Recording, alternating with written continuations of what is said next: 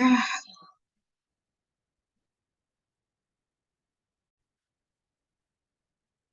Oke, em, halo. Jadi saya mau jelasin tentang topik literasi ya, literasi asam basa. Em, ini saya kasih di video, soalnya kalau misalnya nanti dikasih nggak cukup, kamu bisa lihat videonya langsung di YouTube, kamu putar ulang terus juga nggak apa-apa, yang penting kamu paham. Kita bahas tentang literasi asam basa. Ini penting banget, perlu saya jelasin, karena ini akan kita praktekin nanti minggu depan di lab. Dan em, tolong untuk benar-benar dipahami ini, terutama untuk istilah-istilahnya ya, karena ini istilahnya akan kita pakai selama proses kita percobaan nanti di lab. Jadi titrasi asam basa. Titrasi itu sebenarnya ada banyak ya, nggak cuma asam basa aja. Jadi ada titrasi asam basa, ada titrasi redox dengan reaksi redox, ada titrasi pengendapan. Nah, yang akan kita fokuskan di SMA adalah titrasi asam basa. Jadi titrasi asam basa itu titrasi yang melibatkan reaksi asam dengan basa, gitu. Kan kita udah belajar banyak nih asam basa, kan? Nah, eh untuk titrasi itu sendiri ya, eh titrasi, benar. Titrasi itu adalah proses mereaksikan, ya, proses mereaksikan ya antara titran. Nah, ini ada istilah-istilahnya, nanti akan kita bahas ya. Menggunakan, sorry, dengan titrat. Jadi titran dengan titrat, ya ini huruf T ya. Menggunakan alat ukur,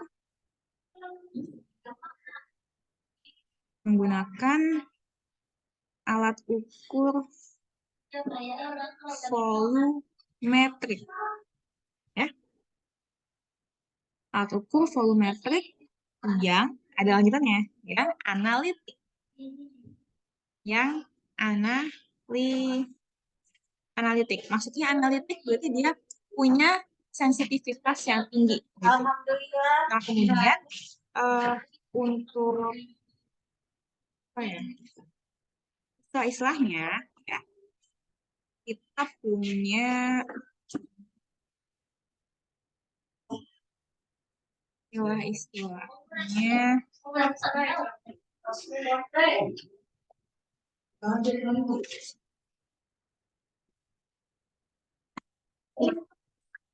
Kita punya istilah yang namanya, enggak, sebelum istilah saya kasih gambarnya dulu ya. Ada gambar diagramnya di sini. Gambar di sini ya. Ini buratnya. Maaf kalau gambarnya agak peyang ya. Jadi di sini burat. Terus ini burat itu ada kerannya di sini biasanya. Nah, ini bentuknya tuh batangan kaca panjang, silinder kaca panjang. Biasanya ukurannya 50 mili. Biasanya kalau nggak 25, ada yang 50, ada juga yang 100 mili. Nah, nanti yang kita pakai di lab nanti yang 50 mili ya. Nah, ini nanti ada kerannya di sini. Bisa kamu buka, bisa kamu tutup. Kemudian nanti ini akan disangkutin pakai klem. Klem itu kayak penjepit gitu ya. Penjepit untuk megang buratnya. Nanti klemnya dijepitin ke besi. Yang namanya, besi ini nanti namanya statif. Statif. Nah, statif itu nanti di sini ada penyangganya gitu. Ini Aaron Mayer. Jadi nanti kalau kamu buka kerannya, kamu masukin ke dalam Aaron Mayer di tampungnya. Ingat Aaron Mayer kayak gimana bentuknya? Yang bawahnya segitiga ya. Kayak gini. Bentar ya, saya ulangin ya. Yang bentuknya segitiga aja. Ya bentuknya segitiga kayak gini. Nah, nanti ini kan ditampung nih ke sini. nanti masuk. Jadi nanti air merah kamu goyang pakai tangan kanan, tangan kiri kamu megang keran di buret ini, sambil kamu goyang, sambil nanti tetes demi tetes masuk ke dalam air air nih, cairannya. Nanti baru kalau udah berubah warna, kamu hentikan goyangannya, nanti kerannya ditutup deh. Nah, ini apa namanya? Yang ada di buret ini namanya disebut sebagai titran.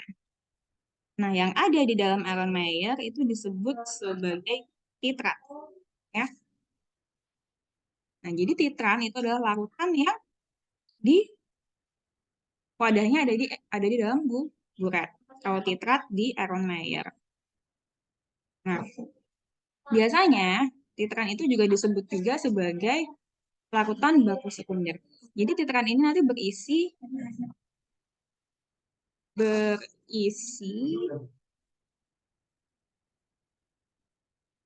larutan baku sekunder. Isi larutan baku sekunder.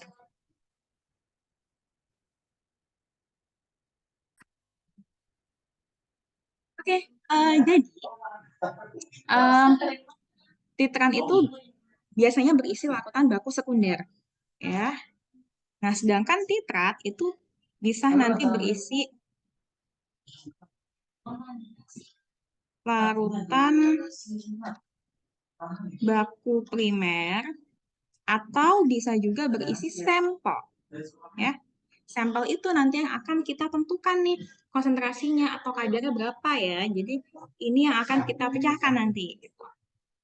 Nah, apa itu LBS? Apa itu LBP? Jadi larutan baku sekunder itu kadang disingkat sebagai LBS. Kalau larutan baku primer biasanya singkatannya LBP. Nah,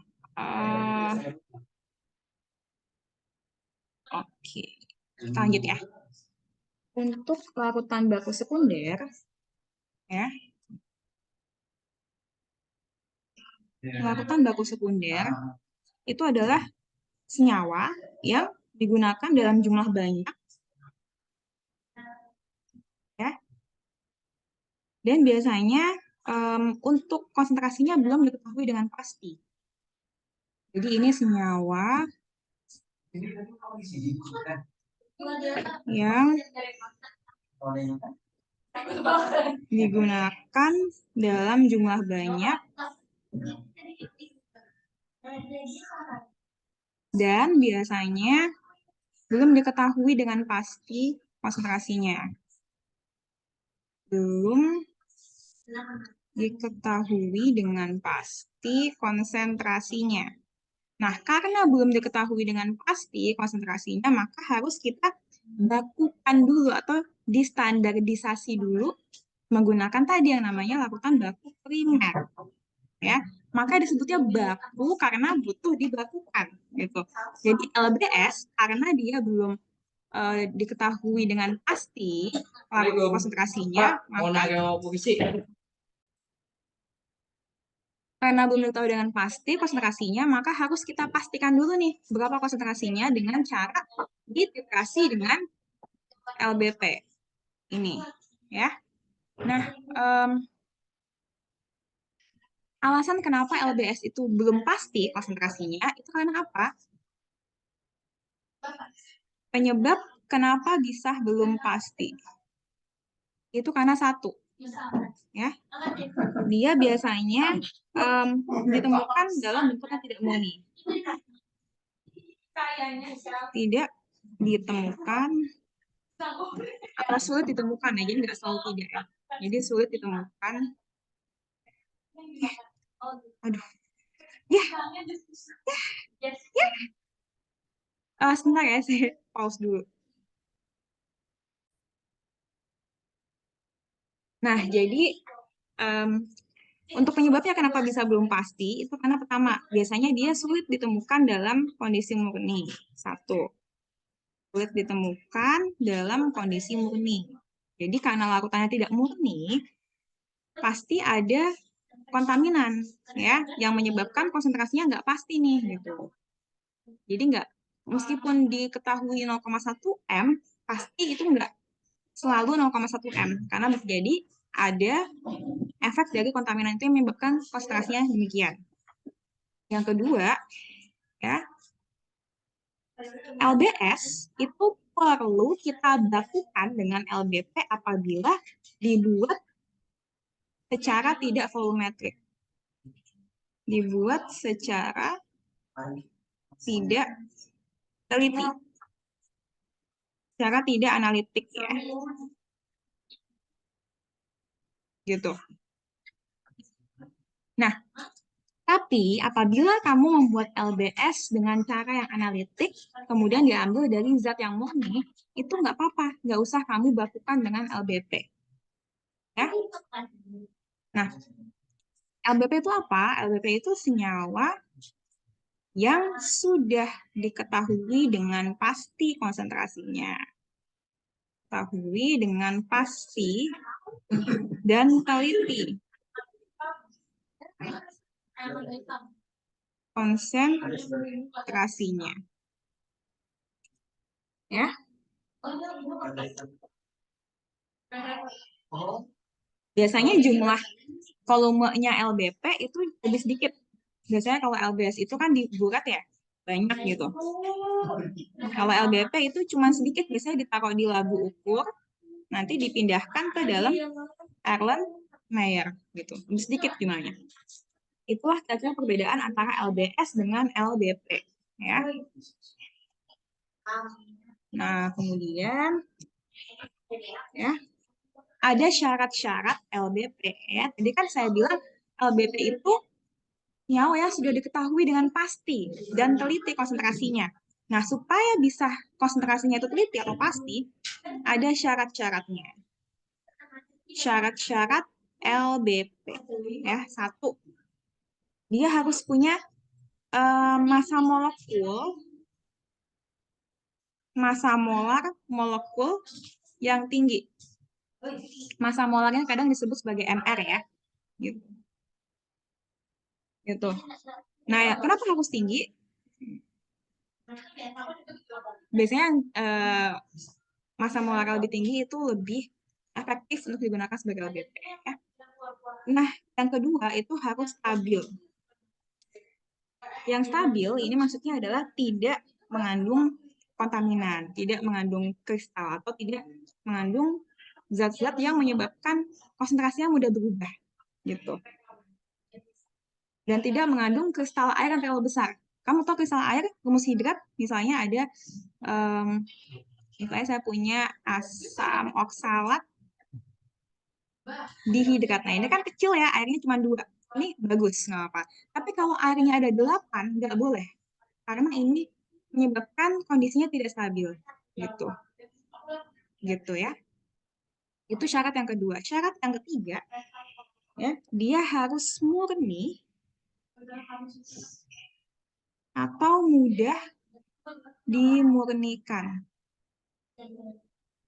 Ya. Jadi kalau misalnya dia tidak murni, dia bisa kita murnikan dengan mudah. Itu syaratnya. Yang ketiga, ya, rumus molekulnya. Rumus molekul itu rumus struktur ya. Jadi yang ada gambarnya itu harus diketahui dengan pasti. Harus diketahui dengan pasti. Misalnya, kalau misalnya dia asam oksalat, gimana bentuknya? Oh, asam oksalat kan seperti ini kan.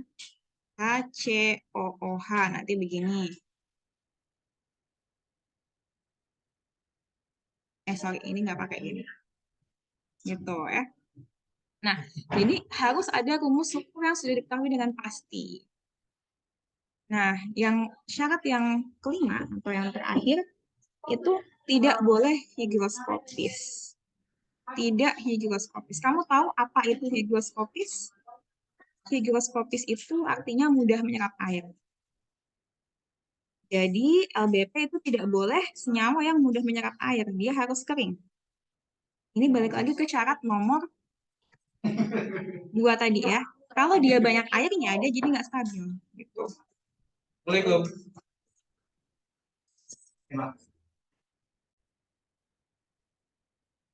Nah, kemudian Itu syarat-syarat LBS. Sekarang kita bahas tentang titik akhir dan titik ekuivalen. Sorry, dulu sebelum masuk ke TRTA, kita coba bahas dulu mengenai sampel. Jadi sampel itu adalah kalau kita katakan sampel itu sebenarnya zat yang ingin kita cari tahu nih sebenarnya berapa sih konsentrasinya kadarnya gitu. Tapi biasanya sampel itu ada dalam bagian kecil, ya. Bagian terkecil. Bagian terkecil yang mewakili keseluruhan sifat fisik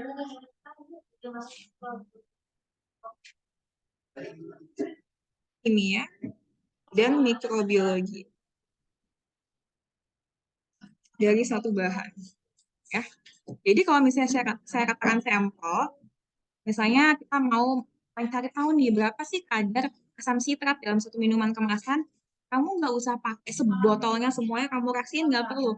Kamu cukup mengambil sekian mili aja, baru kamu analisis, nggak perlu sebotolnya semuanya. Itu namanya sampel seperti itu. Nah, kalau dikatakan sampling, sampling itu apa? Sampling itu proses perhitungan dan pengambilan sampel tadi. Nah, kan kalau kamu titrasi kan nggak semuanya diambil sampai sebotol. Jadi kamu misalnya dari sebotol kamu cuma ngambil 10 mili misalnya, atau dari satu saset minuman serbuk misalnya kamu hanya mengambil 0,2 gram. Nah, itulah proses sampling. Ketika kamu menimbang 0,2 gram dari satu saset itu namanya proses sampling. Gitu. Jadi sampling itu prosesnya, proses pengambilan sampel. Ya.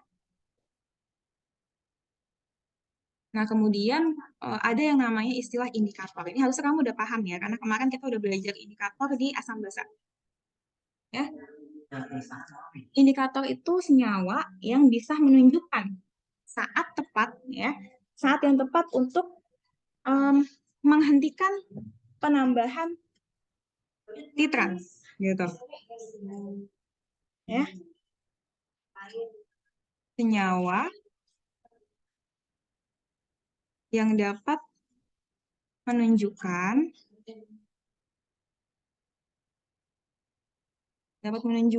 saat yang tepat untuk menghentikan penambahan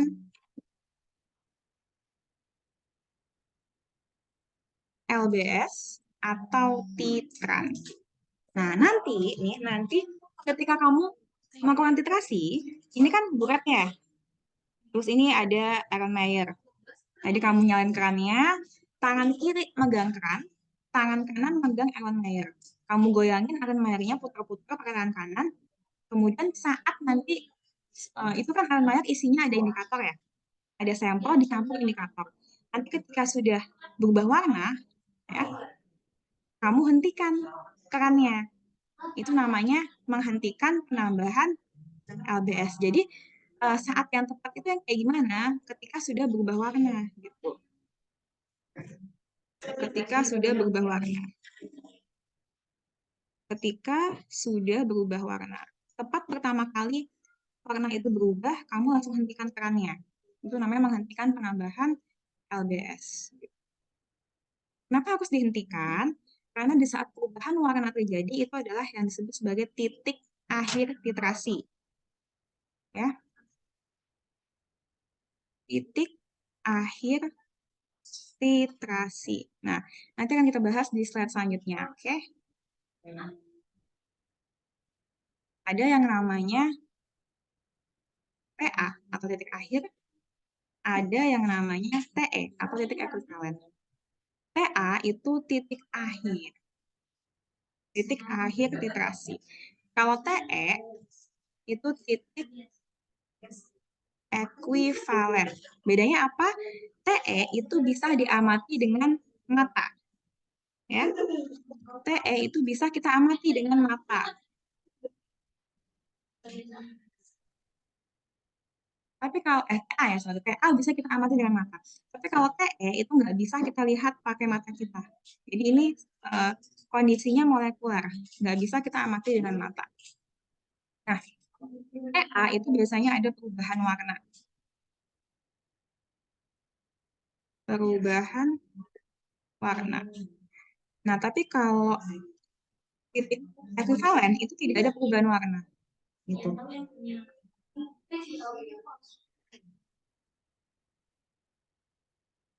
Ya, untuk TA ya,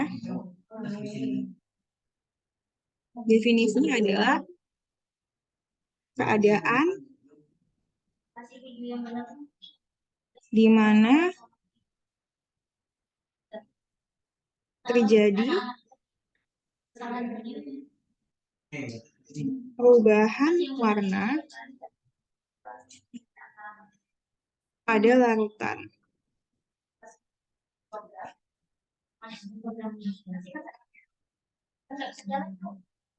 Ya. Sedangkan kalau TE itu adalah keadaan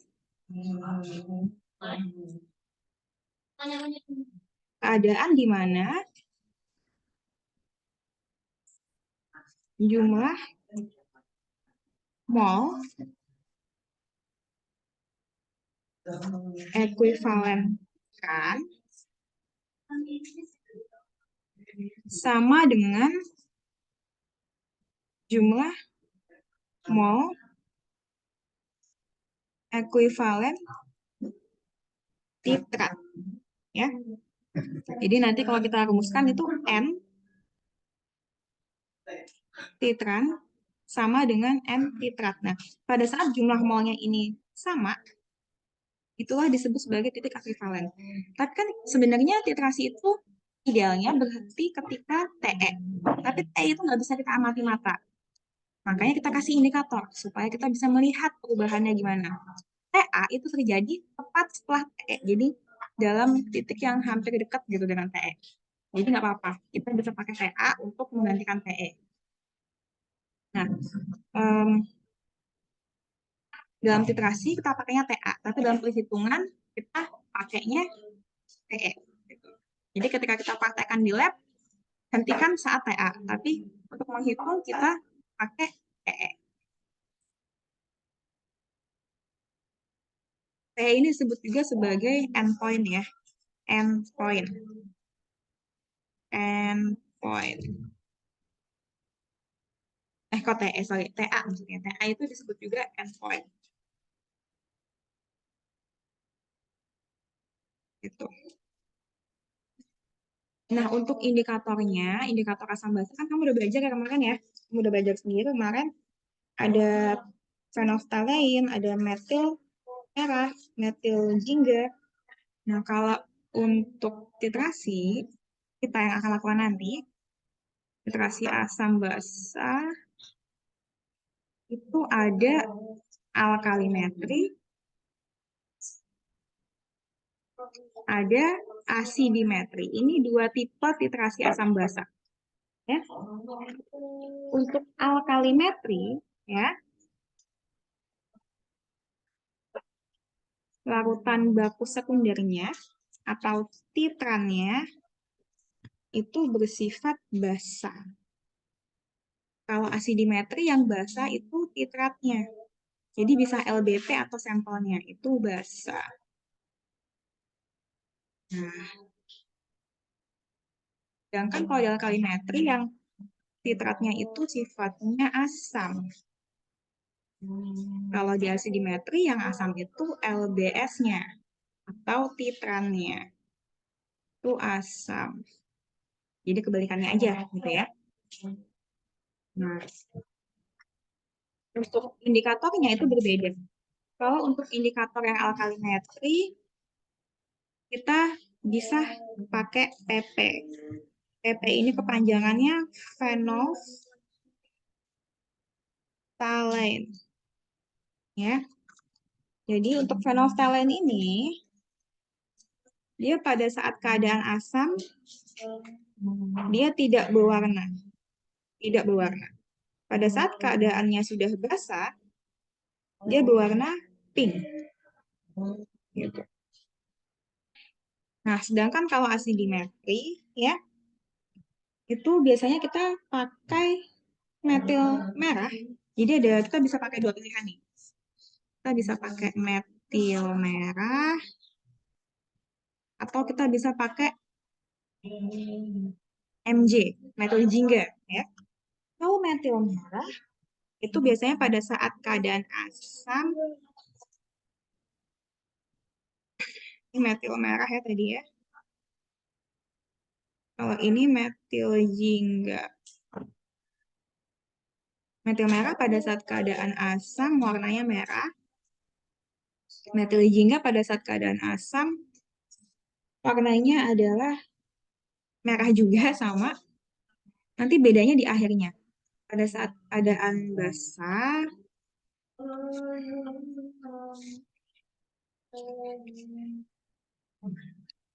pada saat keadaan basah itu warnanya kuning. Kalau MJ pada saat keadaan basah warnanya jingga. Nah, ini bedanya.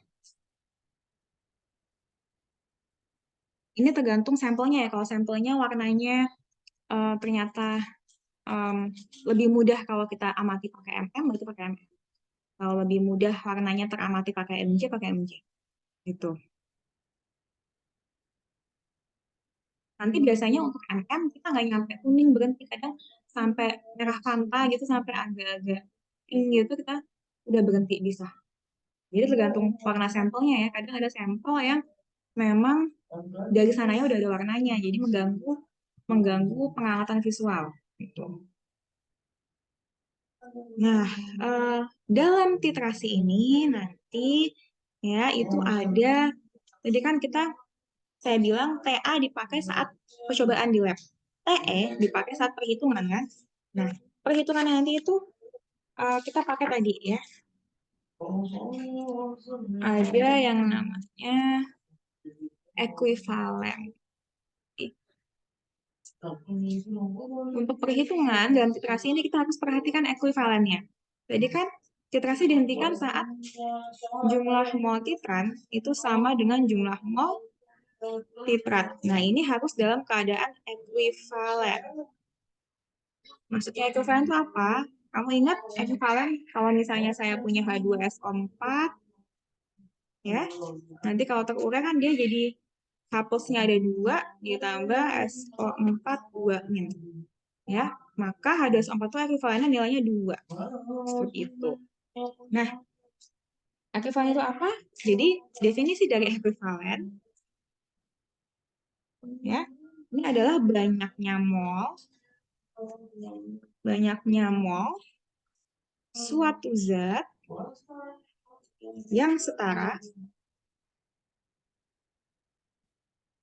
dengan 1 mol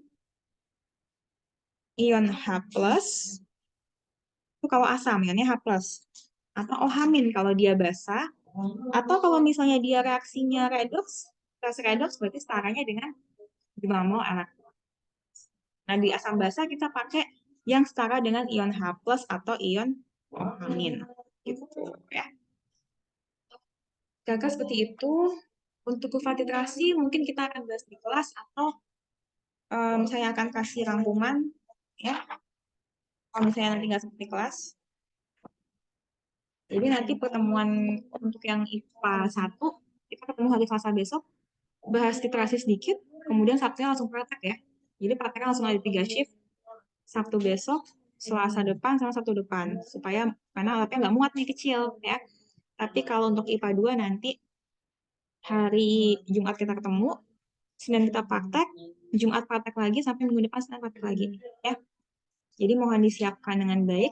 Kalau saya kasih dokumen-dokumen, segera coba dibuat ya, atau dikerjakan, di print, biar nanti prakteknya lancar. Oke? Sampai di sini aja penjelasan dari saya tentang literasi. Sampai ketemu di kelas, ya. Sampai jumpa.